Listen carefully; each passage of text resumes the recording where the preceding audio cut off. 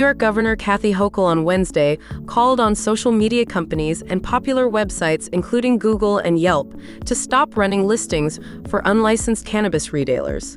At a press conference, the governor appeared with licensed dispensary owners who face stiff competition from the multitude of unlicensed weed retailers in New York City to call attention to the situation.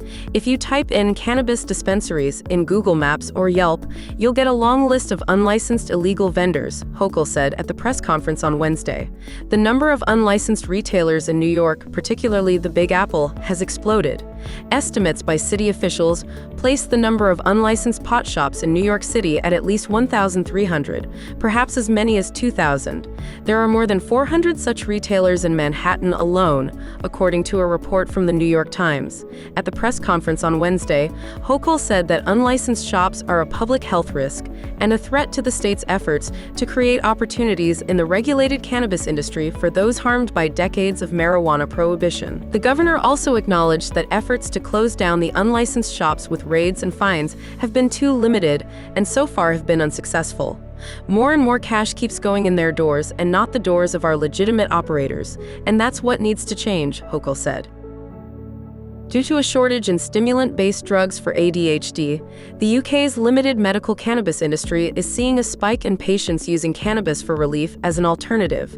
The exodus of patients resorting to medical cannabis shows its growing need. The Guardian reported last September that doctors in England were told not to prescribe ADHD drugs to new patients because of a national shortage. The medications affected include 4 out of the 5 top stimulants prescribed to ADHD patients in the UK: methylphenidate, lisdexamfetamine, guanfacine, and atomoxetine. It's been compared to the Adderall, amphetamine, dextroamphetamine salts shortage, impacting the US brand name drug makers behind Adderall, Vyvanse, and Concerta are able to keep up with the shortage, but the generic versions of all 3 drugs are struggling to keep up. Is it time to panic?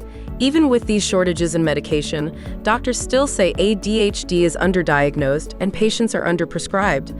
Some of them are turning to cannabis. BBC reports that a medical cannabis clinic said the UK's medical cannabis industry had seen an 86% increase in ADHD patients nationally over the last year. Some people believe cannabis can alleviate many of the symptoms associated with ADHD as research advances. Medical cannabis is better than no medicine.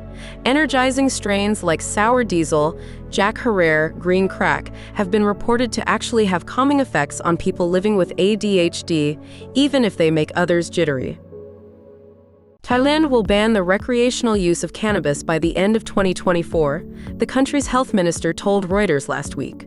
The Southeast Asian nation legalized recreational cannabis for adults in 2022, but the country is now walking back legalization following a change in government leadership. Thailand has been a leader in cannabis policy reform since it became the first Southeast Asian nation to legalize the medicinal use of marijuana in 2018. At the time, Thai leaders said that they hoped legalizing cannabis would provide new opportunities for the country's agricultural sector. To prepare for the change in laws, the nation's health and agriculture ministries worked together to distribute 1 million cannabis plants for people to grow at home. That groundbreaking move was followed by the de facto legalization of recreational marijuana 4 years later when the country removed cannabis from its list of banned substances. The legislation allowed businesses to sell foods and drinks infused with cannabis, provided they contained no more than 0.2% THC. More potent cannabis products were authorized for medical use only. Because of weak regulations and a lack of enforcement, however, this legalization of weed in Thailand led to the opening of tens of thousands of cannabis shops, many of them geared toward marketing to tourists. The cannabis industry has already become an economic boon for the country and is expected to be worth up to $1.2 billion next year, according to economic projections. Because Thailand's cannabis industry has already become an economic success for the country, the proposed legislation gives businesses time to comply with the new regulations. Cannabis shops that are currently registered with the government will be allowed to continue doing business until their licenses expire. Such businesses will also be permitted to convert to legal cannabis clinics if they comply with all relevant regulations. Cholnan said that he did not expect the new regulations to impact Thailand's tourism industry. In the heart of Europe, German rapper Antifuchs is blending beats with beliefs to champion the cause of cannabis wellness. Inspired by her personal journey and the transformative power of cannabis, Antifuchs has crafted an anthem for the movement, a song about her favorite cannabis brand, Munich-based Drapalin Pharmaceuticals, a beacon of innovation in Germany's medical cannabis landscape.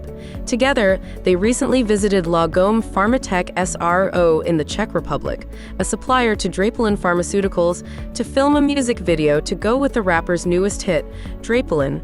Amidst a sea of green, they filmed a music video that's as much a visual feast as it is a manifesto, a call to arms for the cannabis curious and the healthcare revolutionaries alike. Drapalin and Antifuchs have created the anthem of a new era of cannabis in Germany. As Germany's cannabis laws evolve and the plant's therapeutic potentials are increasingly recognized, this partnership amplifies a collective call for change. It's a resounding echo through the halls of pop culture and policy making, signifying not just acceptance but celebration. Every note and nuance crafted by Drapalin and Antifuchs resonates with the promise of a future where cannabis and culture coalesce, guiding Germany and beyond toward a more open, understanding, and inclusive society. Oregon has been at the forefront of new movements before, often encouraging other states across the country to follow in its footsteps. The state is now gearing up to usher in a new chapter, but this time, rather than taking steps forward, Oregon is attempting to backtrack a landmark piece of legislation passed just over 3 years ago that decriminalized possession of small amounts of drugs. On Friday, the Oregon legislature passed a bill recriminalizing possession of small amounts of drugs. In a 21-8 vote, the Oregon Senate approved House Bill 4002 after the House passed it 51-7 on Thursday. Now, Governor Tina Kotek will have the final sign-off as the bill heads to her desk. The Senate passed House Bill 5204 with a 27-3 vote on Thursday, as well to approve the $211 million in funding, which also heads to Kotek's desk.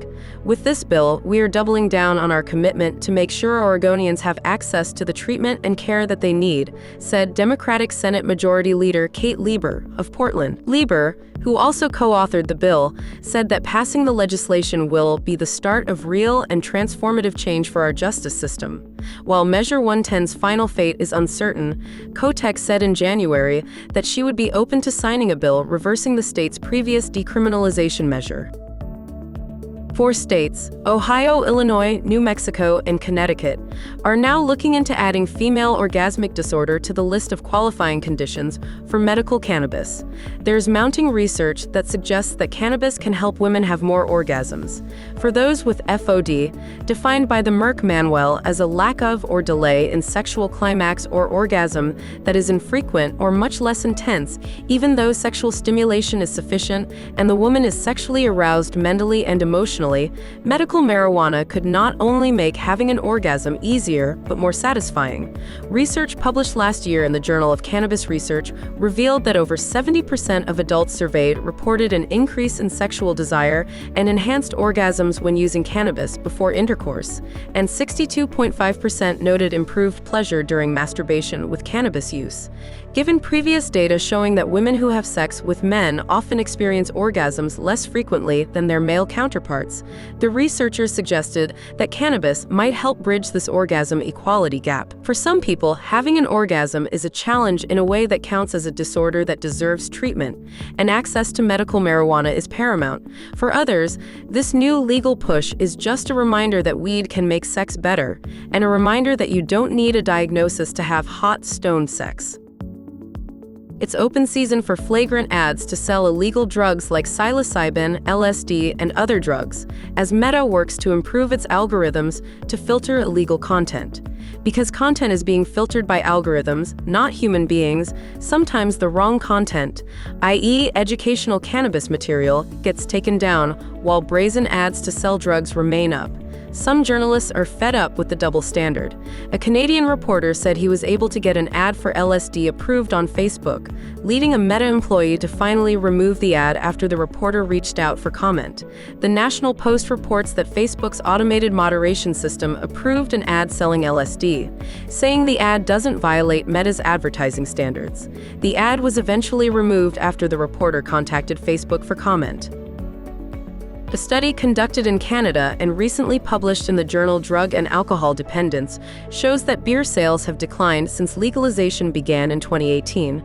The study involved researchers from the College Pharmacy at the University of Manitoba, School of Pharmacy at Memorial University of Newfoundland, Leslie Dan Faculty of Pharmacy at the University of Toronto. The study, which was published on February 27th, shows that beer sales in Canada have dropped significantly. Canada-wide beer sales fell by 96 hectoliters per 100,000 population immediately after non-medical cannabis legalization and by 4 hectoliters per 100,000 population each month thereafter, for an average monthly reduction of 136 hectoliters per 100,000 population post-legalization, authors wrote.